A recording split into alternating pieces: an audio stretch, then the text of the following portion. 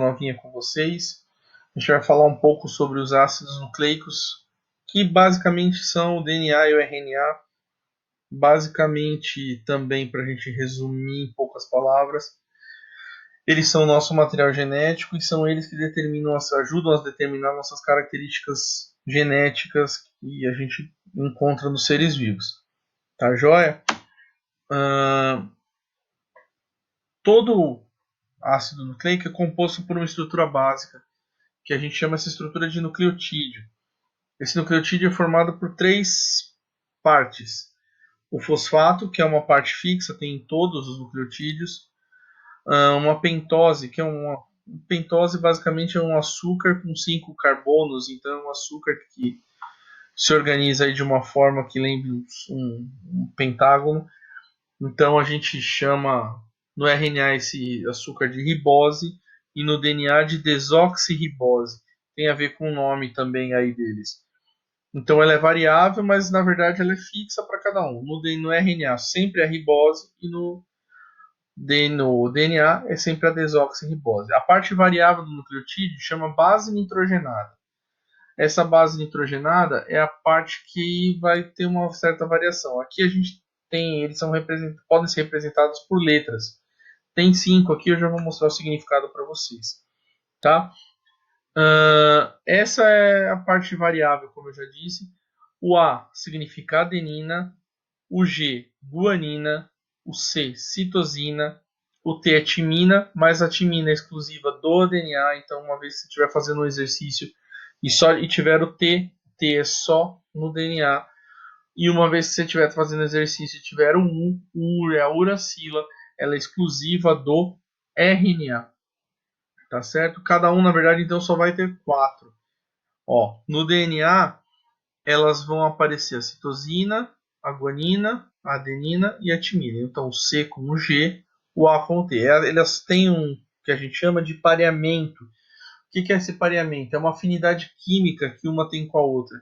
O DNA ele é formado por 2 fitas, né? A gente chama de dupla hélice, né? Dá para ver aqui que ele parece uma hélice.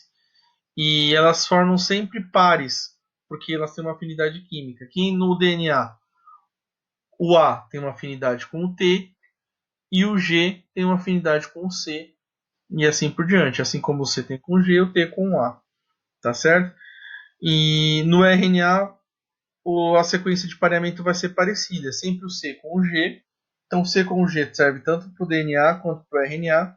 E o A vai ser pareado com a base que é exclusiva. Nesse caso, no RNA, uracila. Se for no DNA, é a timina. Tá? Então, lembra sempre, tem o T, timina, DNA. Tem o U, RNA. Tá certo? O DNA, tem o nome, essa sigla significa ácido desoxirribonucleico. É um palavrão feio, mas na verdade, em alguns lugares já está até portuguesando para ADN. O DNA é a versão em inglês, né?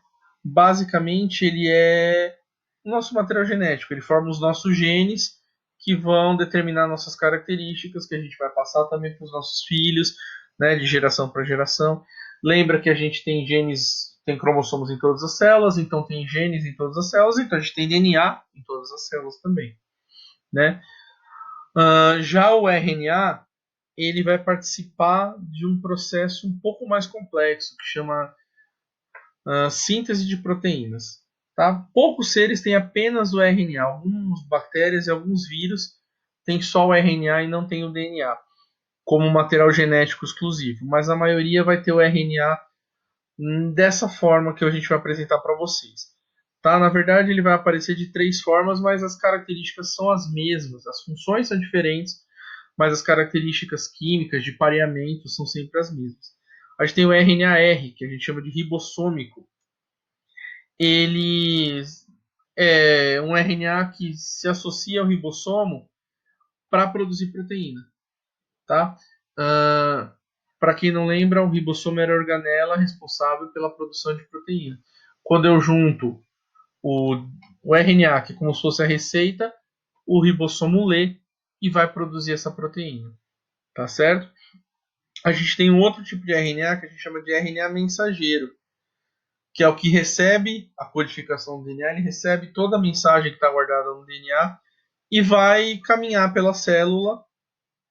É como se fosse o que vai escrever a receita das suas características de ser vivo, né?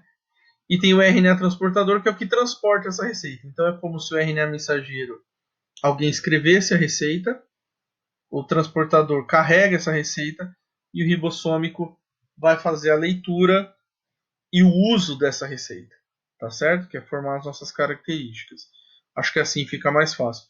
As informações básicas estão aí para vocês no texto. Dá uma lidinha, sempre é bom dar uma lidinha para ajudar vocês a se direcionar melhor nesse caminho.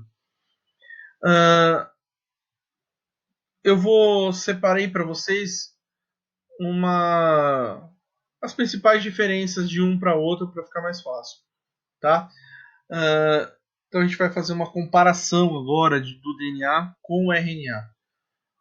No DNA, a pentose é a tal da desoxirribose, esse nome feio.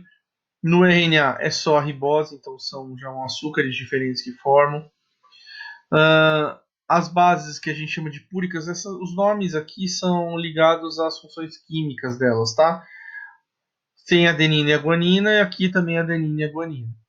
No caso das bases pirimídicas, que são as diferentes, tem a citosina, e no DNA a gente tem a timina, que é o T, que não tem no RNA, ele tem a uracilo.